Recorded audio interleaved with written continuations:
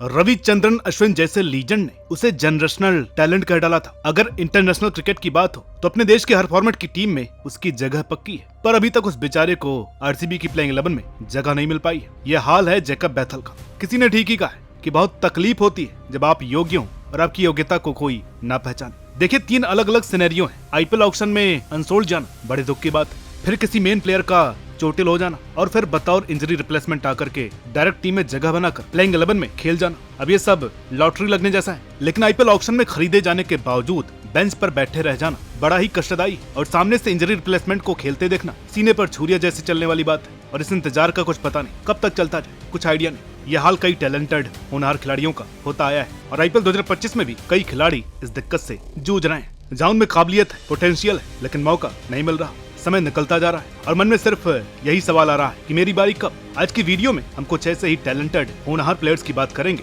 जो भले ही match winner है, लेकिन बेचारे बेंच गर्म करने वाले बने हुए हैं। साथ ही ढूंढेंगे उनके प्लेइंग 11 में आने का रास्ता, क्या प्रोबेबिलिटी है इन प्लेयर्स के खेलने की और किन परम्यूटेशन और कॉम्बिनेशंस के जरिए ये प्लेइंग 11 में जगह बना सकते हैं। दोस्तों, जब से आईपीएल शुरू हुआ है ना, ज्यादा नहीं तो 500 से 700 कमेंट्स पढ़ चुका हूँ आकाश मधवाल के लिए कि प्लीज इस बॉलर को चांस दो। अब तो मेरे मन में भी कई बार उसे देखने की इच्छा हो चुकी। एक सच तो ये भी है कि अगर वो मुंबई इंडियंस में होता तो अब तक ज्यादा तो नहीं 3 मैच तो खेल ही चुका होता, पर बदकिस्मती से ऐसा नहीं हुआ।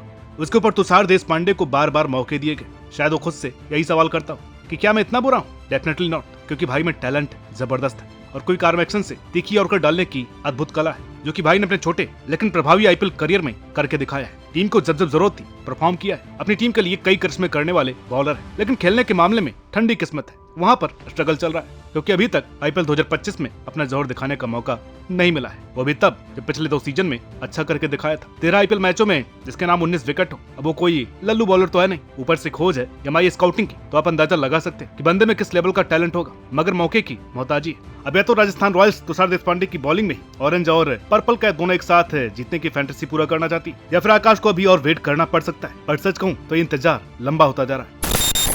अब बात करते हैं ऑस्ट्रेलिया के बेहद होनहार विकेट कीपर, बैट्समैन और मॉडर्न डे क्रिकेट के बेहद धाकड़ खिलाड़ी जोश इंग्लिश की। वो बंदा जिसका टेस्ट और ओडीआई में एवरेज 100+ का है, टी20 करियर में 31 के करीब औसत और 157 का जबरदस्त strike rate. White ball cricket में ऑस्ट्रेलिया की फर्स्ट चॉइस होते हैं। अगर बतौर विकेट कीपर नहीं तो स्पेशलिस्ट बल्लेबाज के तौर पर हिट हो जाते हैं। जरूरत हो तो मिडिल ऑर्डर, नहीं तो ओपनिंग में भी बढ़िया फिट हो जाते हैं। लेकिन भाई की किस्मत आईपीएल में इनको फिट नहीं कर पा रही। टीम की कंपोजिशन ही ऐसी है जिसमें इनके अपने ही देश के ग्लेन मैक्सवेल और मार्कस स्टोइनिस कुंडली मार करके बैठे हैं। भाई मानते हैं कि वो भी गन प्लेयर है, लेकिन फॉर्म के बेस पर और टेम्परामेंट लेवल पर मैं ये लिख करके दे सकता हूँ कि अगर भाई को मौका मिला तो जॉश इंग्लिश उन दोनों से तो अच्छा ही करके देंगे। बॉलिंग में आप लॉकी फर्गुसन और मार्को एंसन को छेड़ नहीं सकते, पर एटलीस्ट बैटिंग में स्टोइनिस से मैक्सवेल की जगह इन्हें ट्राई किया जा सकता है, जो कि काफी हद तक अनलाइकली लगता है। अभी तक तो उन्हें मौका नहीं मिला, आगे मिलता है या नहीं कुछ कहा नहीं जा सकता। लेकिन सच तो ये कितने विस्फोटक बल्लेबाज को किसी भी कप्तान द्वारा बाहर नहीं बिठाना चाहिए, वो भी उस टीम में जिसके कप्तान श्रेयस अय्यर और कोच ऑस्ट्रेलिया के ही दिग्गज रिकी पॉन्टिंग, दोनों ही मास्टरमाइंड प्लेयर।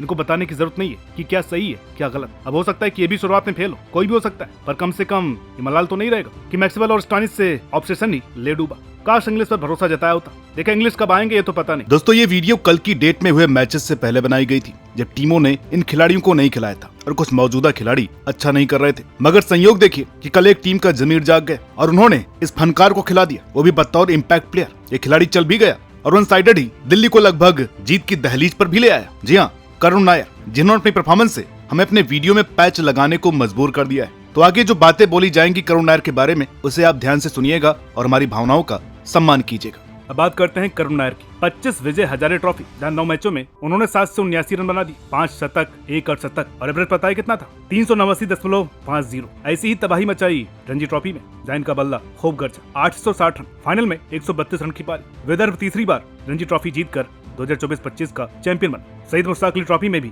खूब रन बनाए। मतलब डोमेस्टिक क्रिकेट में हर फॉर्मेट के टूर्नामेंट में वो परफॉर्म कर रहे हैं, लेकिन मौके को तरस रहे। कोई और खिलाड़ी होता तो शायद खेल जाता, पर बदकिस्मती से यह है करुण नायर। अब इन जनाब को तो टेस्ट क्रिकेट में भी 300 बनाने के बाद भारतीय टीम से ड्रॉप कर दिया गया था, तो फिर डोमेस्टिक क्रिकेट की परफॉर्मेंस इसके आगे क्या चीज है? अब एक तरफ तो ये कहा जाता है कि डोमेस्टिक क्रिकेट में परफॉर्म करो तो आईपीएल में मौका मिल जाता है, और साथ ही भारतीय टीम में भी, लेकिन इन्हें दोनों जगह पर नहीं मिल रहा। इस आईपीएल में बेशक दिल्ली कैपिटल्स ने इन्हें खरीदा, मगर टीम बदलने से नसीब कहाँ बदलती है। मतलब इससे ज्यादा कोई और क्या करे। जहाँ मौके मिल रहे हैं परफॉर्म कर रहे हैं। अब तो इनका रेड हॉट फॉर्म चीख चीख करके खेलने को कह रहा है। इतनी भारी कंसिस्टेंसी। एक मौका बना भी था जब फाफ डू प्लेसिस एक मैच के दौरान इंजर्ड हुए। उस समय इन्हें खिलाया जा सकता था मगर नहीं खिलाया गया। शुरू में केएल राहुल अवेलेबल नहीं थे, तब भी इन्हें मौका मिलना चाहिए था। 4 मैच निकल चुके, भगवान जाने कब मौका मिलेगा भी या नहीं, ये भी एक मिस्ट्री। लेकिन एक बात कहना चाहूंगा कि अगर अब भी इन्हें मौका नहीं मिले तो ये बेइज्जती होगी डोमेस्टिक क्रिकेट की। तमाचा होगा उन एक्सपर्ट्स को, तौहीन होगी उन तमाम लोगों की जो कहते हैं कि डोमेस्टिक क्रिकेट टूर्नामेंट में परफॉर्मेंस करने से कमबैक होता है।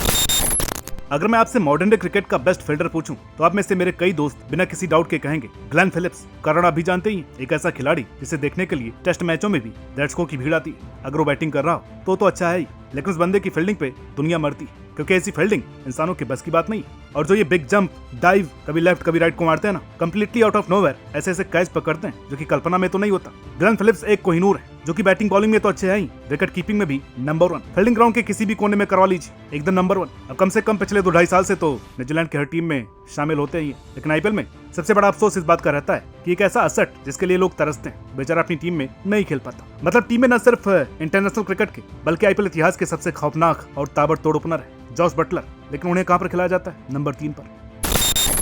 भाई जब भी टैलेंटेड प्लेयर्स के हक मारने की बात हो तो आरसीबी भी उसमें पीछे नहीं। इन्होंने भी अभी तक अपने एक हुनर खिलाड़ी को बाहर बिठा कर रखा है।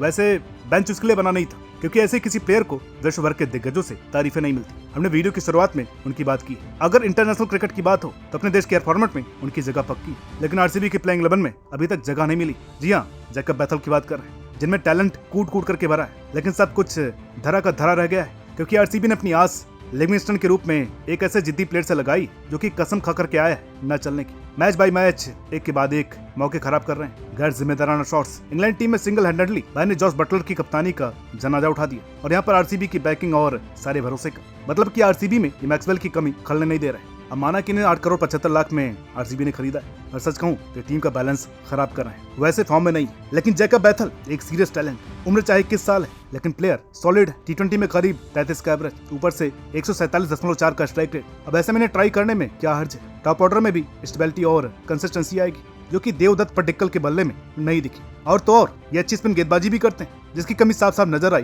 दिल्ली कैपिटल्स और आरसीबी वाले मैच में। यहाँ पर ये इफेक्टिव हो सकते थे। बेशक 5 मैच बीत गए, पर टूर्नामेंट अभी खत्म नहीं हुआ है, अभी भी वक्त है। आरसीबी वालों को एक बार सोचना जरूर चाहिए, नहीं तो बाद में पछताना न पड़ जाए। तो दोस्तों, ये थे वो टैलेंट जो कि काबिलियत होते हुए भी, डिजर्व करते हुए भी अभी तक बेंच पर बैठे, और उनकी टीमें उन्हें मौका नहीं दे रही। तो आपके हिसाब से कौन सा प्लेयर सबसे ज्यादा डिजर्विंग है? कमेंट करके बताइए। मिलता है आपसे अगली वीडियो में, तब तक के लिए नमस्कार।